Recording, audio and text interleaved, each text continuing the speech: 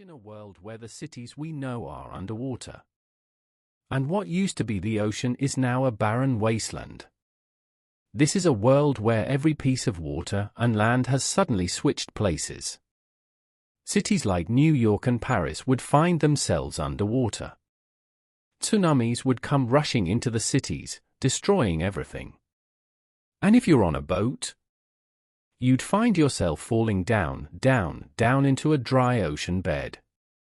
The Amazon would be flooded, and ancient diseases would come back to life. This is simplified science, and here's what would happen. One of the more unexpected changes we would see in this scenario would be significant climate change. This would be because of changing weather patterns and changing ocean currents. And because this dramatic change is happening overnight, we won't have time to prepare for it.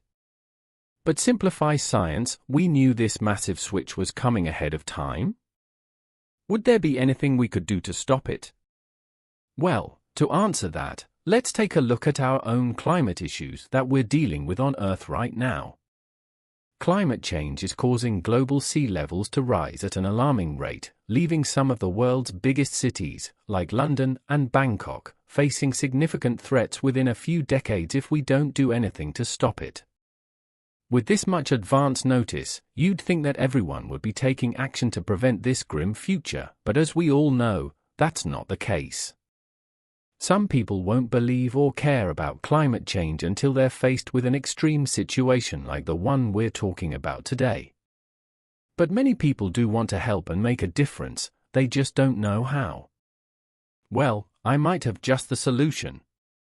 Say hello to Solar Slice, the startup company making it easy for you to make a real difference in the fight against climate change. Solar Slice lets you directly fund large-scale solar farms. With their app, you can track your energy production and carbon savings and even earn rewards to further support other climate initiatives. Here's how it works.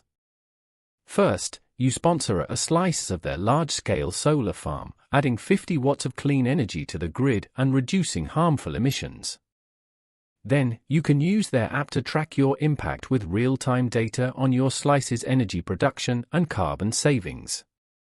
You earn eco-points as your slices generate clean energy, points you can use to buy more slices, plant more trees, or fund more meaningful initiatives. Solar Slices offer eco-conscious solutions to prevent future disasters. And if you want to expand your impact even further, you can share your progress with others, create group initiatives with friends, or send Solar Slices as eco-conscious gifts. To learn more, visit solarslice.com. You'll find a link to their Kickstarter campaign, which will help fund the construction of their first solar farm and the development of their app. With the help of Solar Slice, we've got a chance to prevent a future where our cities are swallowed by rising seas. The people in our story, on the other hand, might not be so lucky. Okay. It's safe to say that water and land switching places would be the start of a new mass extinction. Your cities, towns, and any bit of dry land are now covered with water. Water now covers 21% of the globe, and land covers the other 79%. That means we'll have new oceans. We've now got the North American Ocean, the South American Ocean, and the European, African, and Asian oceans. All connected by narrow channels of water. And a new super-large continent. In cities, people might have run into skyscrapers to save themselves from drowning. They'll be looking outside, wondering when the waters are going to recede. Unfortunately, the answer is never. Because in our new world, water is here to stay on the old land. In this scenario, there would be two kinds of unlucky people. First, the ones who were outside on dry land and couldn't swim. They would have drowned immediately. The second group are the ones who lived far away from any kind of water. Because now they would be surrounded by water, with no ability to get to land.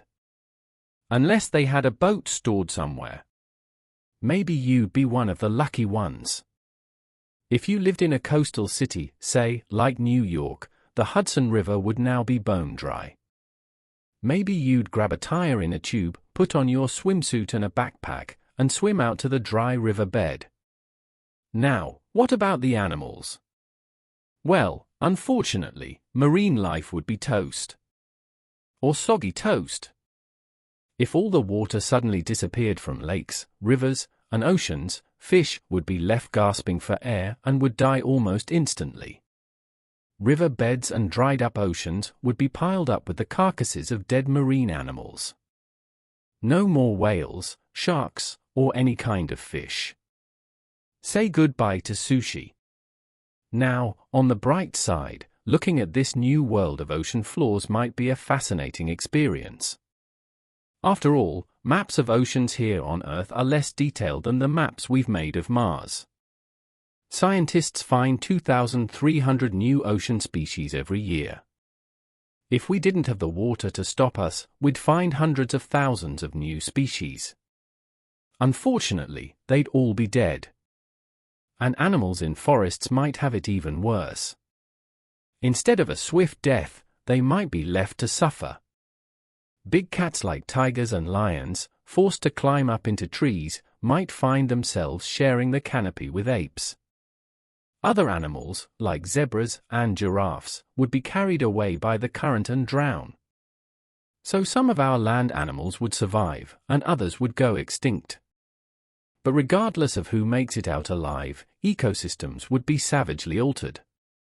But there are two species that would do particularly well in this scenario. The first are the reptiles. Crocodiles, turtles, alligators. They're used to living on both water and land. And as they generally hang out in water close to land, they won't have to crawl far to find a new habitat. It'll be right next door. The second group that'll do great is insects.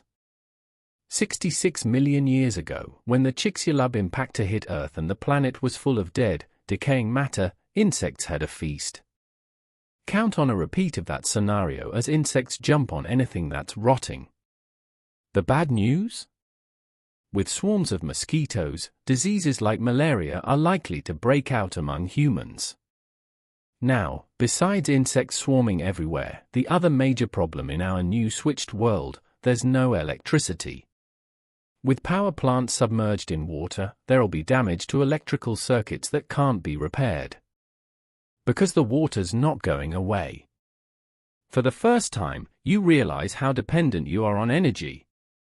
Heck, your 13th floor toilet won't flush anymore because the water is pumped up to it using electricity.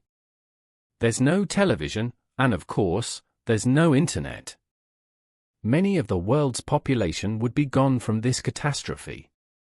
But there's a lucky set of humans who survived this horror. They're the 40% of the world's population who live in coastal cities. Or they might live next to a lake, which is now an island. They've somehow lived through the initial tsunami. Their land is now water, but they can make their way to safety. On the California coast, they scramble onto the new shore of Pacifica, the old Pacific Ocean.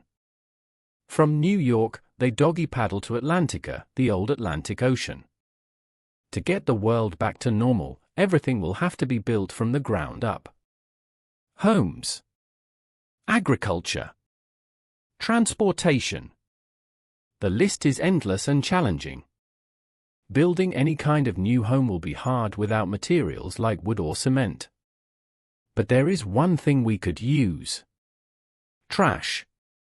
Yeah, it's estimated that there are over 5 trillion pieces of trash in our oceans.